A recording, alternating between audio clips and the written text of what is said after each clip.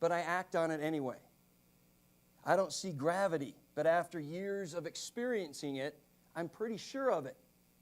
You know, I don't have to get out of bed each day wondering if I'm going to go up or down. You know, that's not going to happen. But at some point, every first step always involves faith. It always involves acting on what you believe to be true. And faith starts right in here, in my heart and in my mind, and then actions spring from faith. And so then the question is, well, is an imaginary life okay? Is it okay? I mean, everything starts in here. I don't know if you've watched The Matrix, you know, but everything in that movie was like just imagined, you know, and everything tastes like chicken because the Matrix couldn't figure that out, you know, and stuff like that. And it, you know, the other movie that was like that is Inception, where they were in a dream, and I was too dumb to figure that out. I was just going, is he asleep or I don't know. But at some level, everything we do is based on something that we think. And an imaginary life can be okay. In fact, to some degree, my whole life's actions depend on how I think about things and how I perceive them. You know, the vision that I have before me can spur me on to love and good works, or not. How I perceive you can allow me to look past your faults, or not. But sometimes my imaginary life can rob me of living and being in the present. You know, I can get so focused on how my life will be. You know, it's going to be better in the future when I've got that new toy, or a better job, or we just work some things out. And I'm looking so far into the future that I miss out on the joy and the excitement of the things that are happening right now. All that stuff that's going on, I'm just missing it because I'm looking to the future. Or I miss out on the lessons God is trying to teach me during the times that may be more challenging. You know, there are challenging times in our lives, and sometimes God is just trying to say, walk with me in them. But I want to get past them. I want to get past them and not deal with them. And so I'm looking to the next thing and not learning anything in the midst of the trials and the challenging times God has given me. Sometimes my imaginary life can undermine my relationships. Well, just the way you looked at me when you said that thing that you just said, well, what did you really mean by that? You know, because I know what you said, but I don't think that's what you meant. Have you ever done that? Somebody says something, but you're trying to read into what you think they thought? And we don't even know. Guys, come on, guys. We do this all the time, don't we?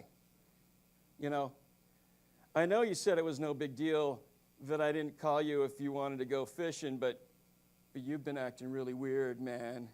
And I think, you know, we need to get this out. We need to talk about this, man, because, you know, I don't think you're being real with me. Now, I don't know if this happens at all with you ladies. I don't know. I don't know about that. But there are implications about this. If it's really true that I'm going to act out what I believe in my mind and in my heart, then there are some very important implications. Number one is that we have to choose our image source wisely. Where we're getting the ideas that are in our hearts and in our minds had better be from a quality source. In Proverbs 4:20 through 27, it says, "My son, pay attention to what I say. Listen closely to my words. Do not let them out of your sight. Keep them within your heart." My words, God's words. He's telling his son through Solomon, "My son, keep these words right in front of you, for they are life to those who find them and health to a man's whole body. Above all else, guard your heart, for it is the wellspring of life. Put away perversity from your mouth. Keep corrupt talk far from your lips. Let your eyes look straight ahead." Focus. Look straight ahead.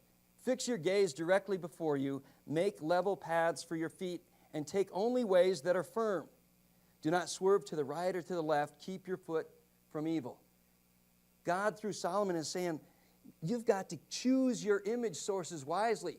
There's so many input sources out there today. People trying to feed into you garbage, feed into you their perspective that has nothing to do with God's perspective. Man, people say, well, the Bible, man, written so long ago, really not relevant. I don't think there's anything more relevant than that.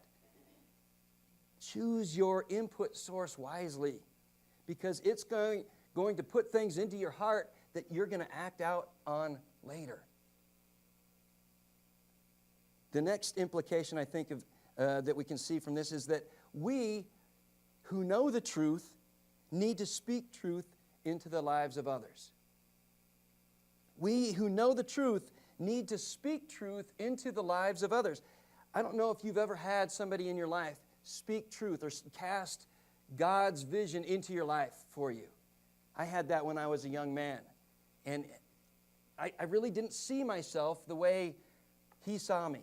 And he was able to speak into my life and say, you know what, Dave, you've got something that God can use. And that was maybe the first time I'd ever heard that. And Paul was great at this. You know, he never pulled punches when it came to telling the truth. He used truth to discipline those he loves, but he also used truth to encourage and exhort. So his charges could become everything God intended them to be. Check this out as he's talking to Timothy in 1 Timothy. 1 Timothy 1:18 and 19 says, Timothy, my son. Now, notice what he's starting out with, my son. He had built a relationship with Timothy. He had brought truth to Timothy so that Timothy now was a follower of Christ. And as his father in Christ, as the one who brought Christ to Timothy, he's relying on that relationship and saying, look, I give you this instruction in keeping with the prophecies once made about you. Now, the prophecies can be something like telling of the future, or they can just be truth-telling. People who see something about truth and tell it to you.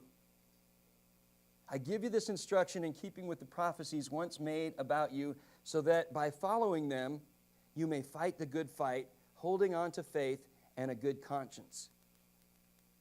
You know, Paul is saying, come on, Timothy, remember those things we talk about, and I'm telling you them again so that you can be focused and that you can see yourself the way God sees you, to fulfill the things that God has for you.